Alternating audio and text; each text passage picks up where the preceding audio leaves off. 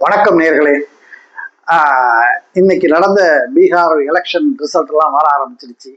வழக்கம் போல பாஜகவும் ஐக்கிய ஜனதாதளும் தங்களுடைய பொய்யான பல கருத்துக்களை, பல விஷயங்களை எல்லாத்தையும் சொல்லி தேர்தல் ஆணையத்தை கை வச்சு தேர்தல் ஆணையத்தோட சப்போர்ட்னால மிகப்பெரிய வெற்றி அடைஞ்சிருக்காங்க. இது என்ன நிரந்தரம்னு தெரியல.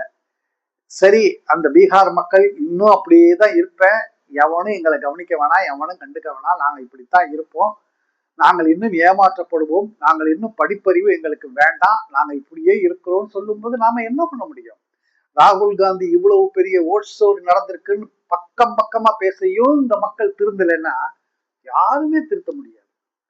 என்ன அதுக்கு வேற என்ன பண்ண முடியும்? அதுவும் இல்லாம காங்கிரஸ் லாலு பிரசாத் யாதவுடைய பையன் தேஜஸ்வி யாதவும் அட்ஜஸ்ட்மெண்ட்டும் சரி பண்ணல. ஏன்னு கேட்டீங்கன்னா, லாலு பிரசாத்தோட மூத்த மகன், அதாவது தேஜஸ்வியோட மூத்த மகன் அவர் போய் தனி கட்சி ஆரம்பிச்சு அவரு ஒரு தொகுதியில் அவர் இப்ப தோல்வி முகத்துல இருக்கிறாரு. அவரை அரவணைச்சிருக்கலாம், அதுவும் செய்யல.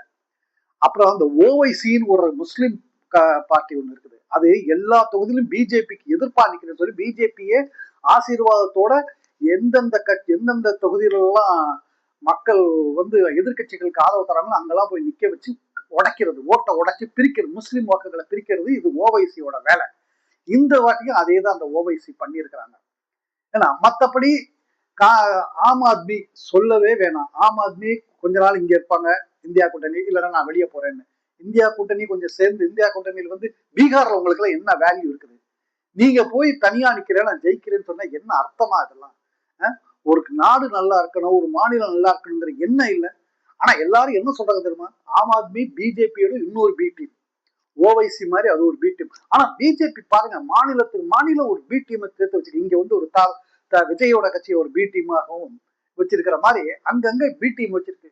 இந்த பி டீம்களோட இதனாலதான் இன்னைக்கு இந்தியா கூட்டணியோட தோல்வி உறுதியா இருக்கு. பாவம் தேஜஸ்வி அவர்கள் ரொம்ப கஷ்டப்பட்டாரு, ராகுல் காந்தியும் கஷ்டப்பட்டாரு.